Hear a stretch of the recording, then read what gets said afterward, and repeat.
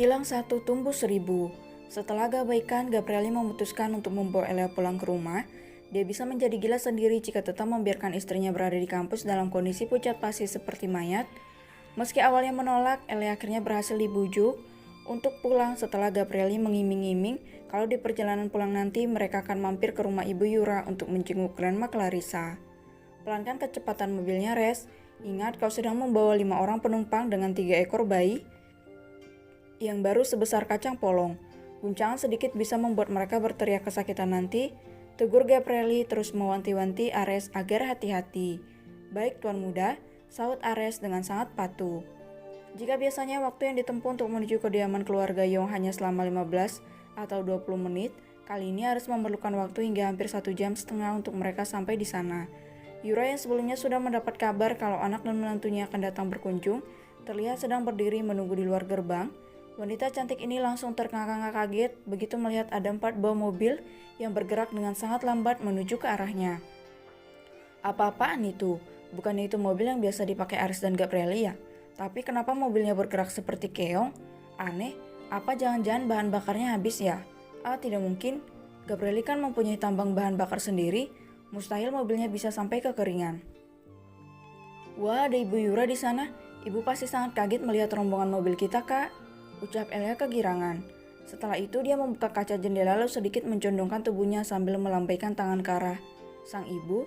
Ibu Yura, kenapa ibu melamun di pinggir jalan? Awas nanti kerasukan setan.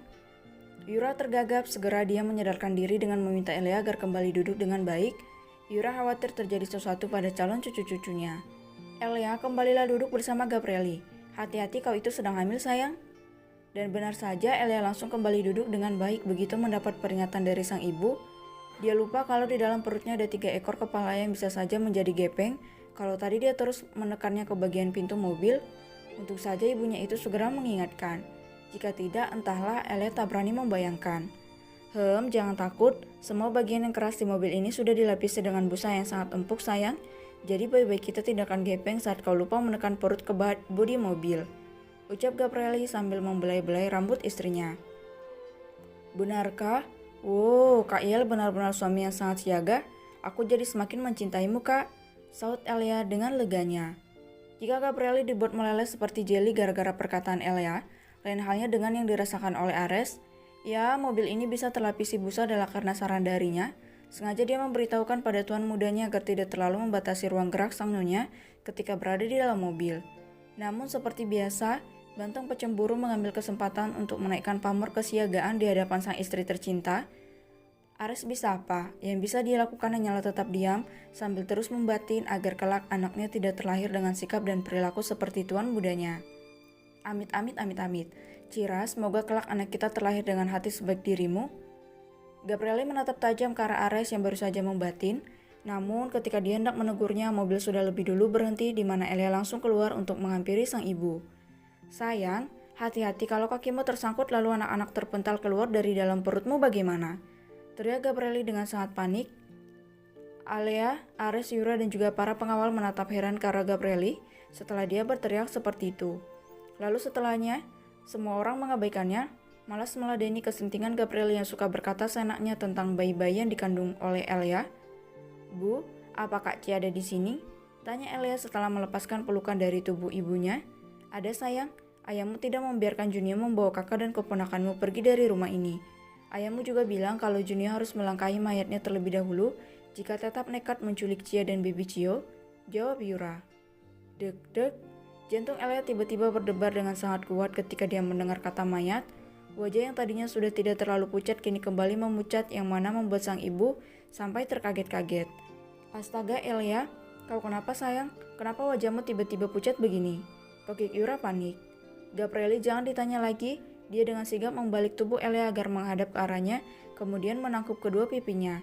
Dingin itu yang Gabrieli rasakan ketika kulit tangannya menyentuh kulit wajah Elia. Ada yang tidak beres? Apa mungkin Elia telah melihat sesuatu yang sangat mengerikan? Tapi apa? Sial, dia sedang hamil. Pikirannya mana boleh terbebani. Ya Tuhan, apa yang harus aku lakukan? Aku baik-baik saja, ucap Elia mengulang kata dengan bibir gemetar. Sayang, apa kau ingin pulang ke rumah? Kau tidak sehat, sebaiknya istirahat saja bersamaku, oke? Bujuk Gabrieli penuh kekhawatiran. Hilang satu tumbuh seribu, setiap insan yang mendapat kebahagiaan besar dari Tuhan biasanya dia akan mengambil sesuatu yang besar juga dari hidup insan tersebut. Aku hamil kembar 3, tapi Grandma, Kak Iel aku tidak sanggup. Tolong bawa aku pergi dari sini, aku tidak bisa. Mendengar kalau putrinya sedang tidak sehat, Yura pun menjadi sangat kaget. Dia lalu berinisiatif untuk mengajak Elia masuk ke dalam rumah. Sayang, ayo kita istirahat di dalam saja, ibu khawatir kau dan bayimu kenapa-napa. Ibu Yura, tidak usah, sebaiknya aku membawa Elia pulang ke rumah Ibu Liona saja. Tadi di kampus dia mengalami muntah-muntah sampai dilarikan ke ruang kesehatan. Aku khawatir dia akan kembali muntah yang mana bisa membuat Grandma merasa khawatir. Ibu tidak keberatan bukan kalau kami tidak mampir? Tanya Gabrieli mencari alasan agar Elia tidak sampai masuk ke dalam rumah. Ya Tuhan, Elia sampai masuk ke ruang kesehatan? Kaget Yura. Ya sudah, kalian sebaiknya pulang saja, tidak apa-apa tidak mampir. Masih ada banyak kesempatan di lain hari. Sekarang yang jauh lebih penting adalah kesehatan Elia dan juga ketiga bayinya. Biar nanti ibu dan ayah saja yang datang berkunjung ya. Tanpa pikir panjang lagi, Yura segera membantu Gabrieli membimbing Elia masuk ke dalam mobil. Dia dengan sangat hati-hati memastikan kalau putrinya ini sudah duduk dengan posisi yang sangat nyaman. Istirahat yang banyak ya sayang, nanti malam ayah dan ibu pasti akan datang menjengukmu. Kau ingin dibawakan makanan tidak? Tanya Yura tak tega melihat wajah putrinya yang semakin memucat. Aku ingin makan mie goreng buatan ibu, harus pakai telur mata sapi, sayuran 2 biji, harus pedas dan ada sayap ayamnya. Bisakah? Tanya Elia berusaha untuk tersenyum meski hatinya sudah hancur berkeping-keping. Sangat bisa, nanti ibu akan membuatnya khusus untukmu, jawab Yura. Kalau begitu kami pulang dulu ibu, pamit Gabrieli. Iya, Ares, hati-hati ya, kau tenang saja, Cira dan anakmu aman di tangan Bibi, ucap Yura sebelum menutup pintu mobil. Terima kasih banyak Bibi Yura, kalau begitu kami permisi dulu. Ares segera menjalankan mobil dengan kecepatan sedang setelah mendapat perintah kalau mereka harus secepatnya sampai di rumah. Dia sebenarnya bingung dengan apa yang terjadi karena mendadak sang nyonya jadi sebegini pucat, padahal saat berangkat tadi nyonyanya terlihat begitu bahagia. Aneh,